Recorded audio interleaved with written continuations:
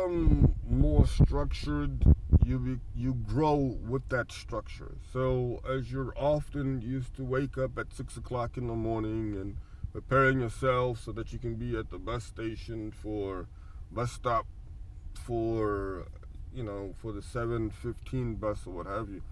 Those things. That movement, that mobility, perspective, the mindset that you have with that we have in terms of organizing ourselves and coordinating ourselves to actually make it to the bus stop and so forth and so on. Like these are all things. Even if it's online now, let's say it's you're waking up. Just when do you actually sign online, and where are you when you sign online, and so forth and so on. Just answering these basics. These are foundational elements of growing with really anything that you think about. So as long as that we discipline ourselves, and this is one reason why a lot of, and we learned this in economics. A lot of people who make it so very far in finances and economics are people who actually came from Asia, people who actually came from the Middle East. Why is that, and how does that transpire? Because they have discipline. When they get the whatever information that they get, when they get the homework, they really do the homework. They really work with the numbers. They really grind, and for some strange reason, that's the discipline though. They have a culture in which they've somehow embedded into their operation and the scheme of things. So once you actually have the discipline and you have the passion of the relationship with your creator, with our creator, with Allah subhanahu wa ta'ala, and those two, they build together. It's like two pedals on a bicycle, and you're balancing out the two. But once you have such, and you just keep at it. You keep studying and practicing. Your Quran. Making your salahs on time, pleasing Allah, as the book talks about. The Fortresses of a Business Mind, Volume 1 mentions that part of it. And you work on the other side as well. You work on the other side as well, and that is having a discipline. Which you consistently do, that you've been doing all along. It doesn't have to be, something huge and dynamic, but don't just lay around all day, or just playing a video game all day, or, just doing something in which is not really bringing any upliftment in the ongoing effort, so that success can be obtained in a much feasible time frame. But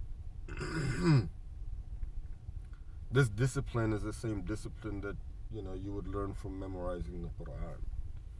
This discipline, is discussed there, but this discipline is also something that, people gain at managerial levels, but it actually started off at very, elementary levels. You understand?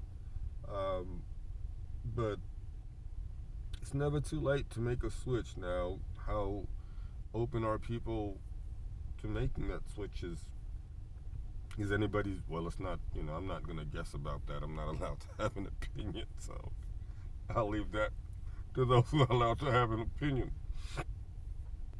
But the point still remains that people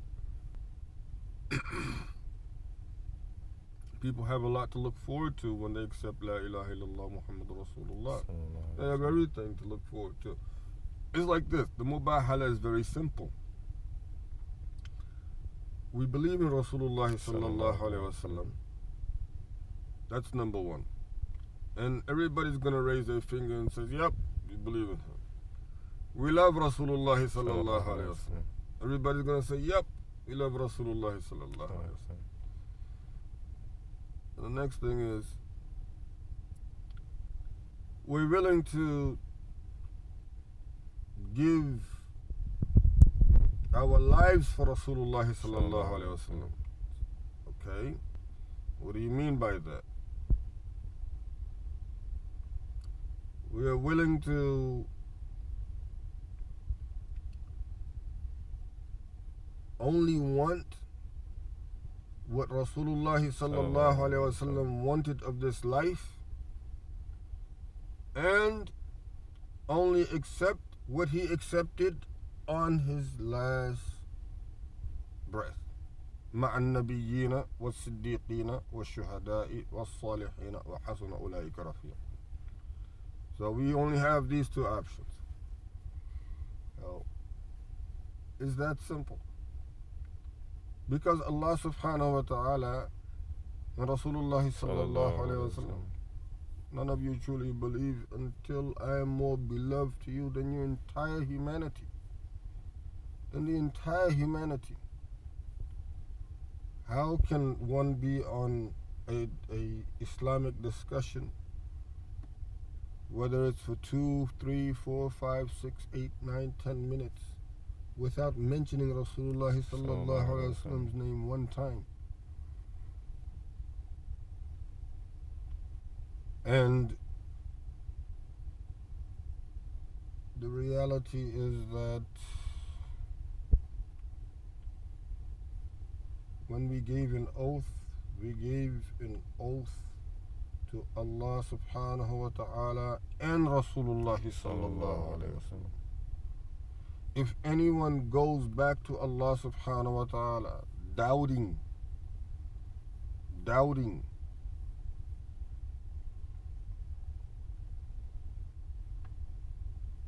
going on the same terms of Rasulullah sallallahu alayhi wa sallam, answering on those same terms,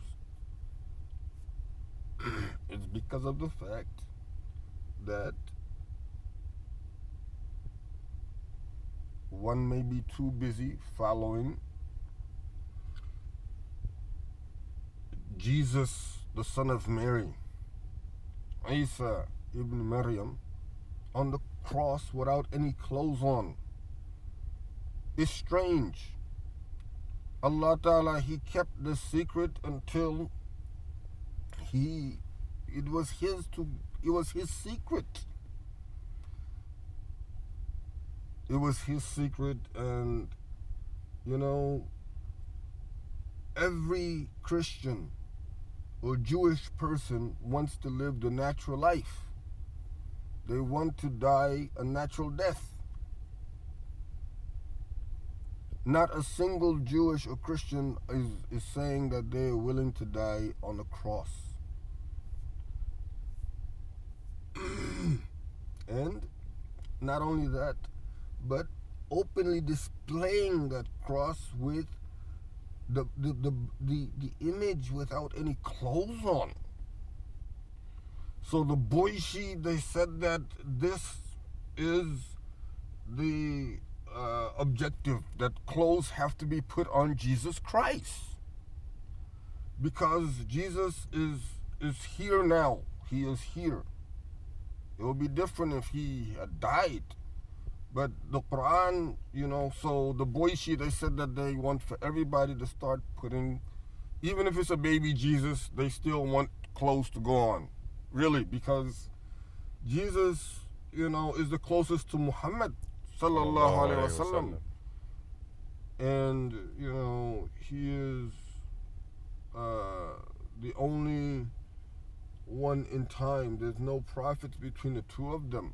So they're the closest. So this is the issue. So that's the reason why people have to at least think about, putting clothes on baby Jesus, or, the the son, the Jesus, on the cross, because we don't encourage our children to go up there and display like this. We don't dress like this anyway. It's inappropriate. I mean, if you want to put jeans on them, you can put jeans on them. You want to put a T-shirt, that's really your call. But put something on them. It doesn't. It just put. I mean, he's not supposed to be naked, right? So, I guess that's that. But I think that explains it all. I think so. I really do.